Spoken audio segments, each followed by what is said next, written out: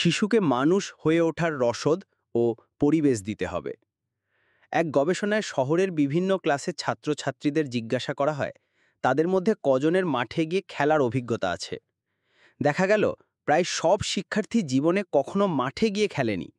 অধিকাংশ শিক্ষার্থী স্কুল জীবনে শিক্ষা সফর ও পিকনিকে যাওয়ার সুযোগ পায়নি, প্রতিযোগিতামূলক কোনো অনুষ্ঠান দেখেনি, নাটকে অংশ নেয়নি, পাঠাগার থেকে বই পড়েনি।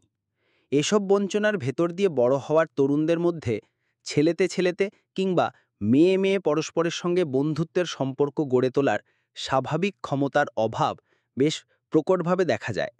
ফলে তারা আবেগের বশবর্তী হয়ে সম্পর্ক যেমন দ্রুত গড়ে তোলে, তেমনি ভাঙেও তাড়াতাড়ি। সবচেয়ে বড় কথা, তাদের যৌবনের অত্যন্ত গুরুত্বপূর্ণ পর্ব কেটে যায় জীবনের বৈচিত্র্যপূর্ণ রস গ্রহণ ছাড়া গতানুগতিক চক্রের আবর্তে। এতে তাদের মধ্যে কোনো খুব উচ্চ মানবিক প্রাপ্তি হচ্ছে না, অপ্রাপ্তি ও অতৃপ্তি নিয়ে দ্বন্দ্ব সংঘাতের মধ্যে তারা বড় হচ্ছে। তাদের জীবনে খাওয়া দাওয়াটাই প্রধান বিনোদন। তাই তো শহরে শহরে নতুন নতুন রেস্তোরাঁর কমতি নেই। আর তাদের আছে ডিজিটাল ডিভাইসের আসক্তি।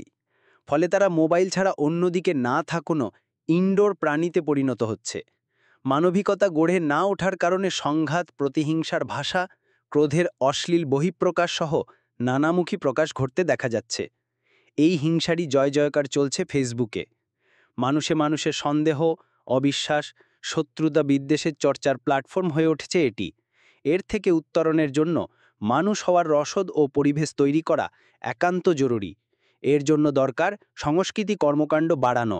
সমাজের সাংস্কৃতিক কর্মকাণ্ডের বিকাশ না হলে বাচ্চারা মোবাইলে আসক্ত হয়ে ফার্মের মুরগির মতো প্রাণীতে পরিণত হবে। সুনাগরিক.net